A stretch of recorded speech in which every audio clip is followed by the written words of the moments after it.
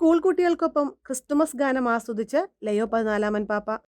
റോമിന് പുറത്ത് കസ്തേൽ ഗെന്തോൾഫയിലുള്ള വില്ല ബാർബരീനി എന്ന തന്റെ വേനൽക്കാല വസതിയിൽ വിശ്രമത്തിനും കൂടിക്കാഴ്ചകൾക്കുമായി എത്തിയ അവസരത്തിലാണ് പരിശുദ്ധ പിതാവ് ഡിസംബർ 16 ചൊവ്വാഴ്ച വൈകുന്നേരം 5 മണിയോടെ കസ്തേൽ ഗന്തോൾഫയിലെ പോളാറമൻ പൊന്തിഫിക്കൽ സ്കൂളിലെ കുട്ടികൾ നയിച്ച സംഗീത കച്ചേരിയിൽ സംബന്ധിക്കുകയും കുട്ടികൾക്ക് ക്രിസ്തുമസ് ആശംസകൾ നേരുകയും ചെയ്തത്. ക്രിസ്തുമസ് എപ്രകാരമാണ് നാം എല്ലാവരിലും ആനന്ദമുണർത്തുന്നതെന്ന് വിവിധ ഭാഷകളിലുള്ള ഈ ഗാനങ്ങൾ നമ്മെ ഓർമ്മിപ്പിക്കുന്നുണ്ടെന്ന് പറഞ്ഞ പാപ്പ, ഈ കാലം നൽകുന്ന ആനന്ദവും സമാധാനവും ക്ഷണവും ഏറെ പ്രധാനപ്പെട്ടതാണെന്ന് പ്രസ്താവിച്ചു.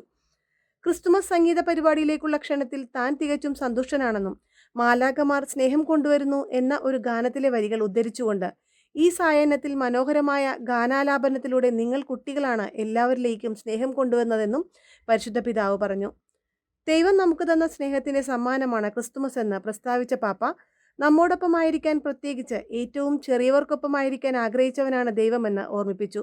ഇന്നും ഈ ദിവസങ്ങളിലും നാം ജീവിക്കുന്ന ഈ ആഘോഷത്തിന്റെ അനുഭവം വർഷം മുഴുവനും ഉണ്ടാകട്ടെ എന്നും ക്രിസ്തുമസിന്റെ സ്നേഹം എന്നും ജീവിക്കാൻ നമുക്ക് സാധിക്കട്ടെ എന്നും പാപ്പ ആശംസിച്ചു.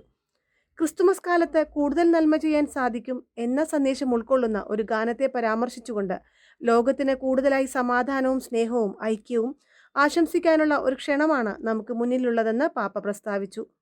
വില്ല ബാർബരീനിൽ നിന്ന് 700 മീറ്ററുകൾ അകലെയാണ് പോളാറമൻ പൊന്തിഫിക്കൽ കത്തോലിക്ക പ്രൈമറി സ്കൂൾ.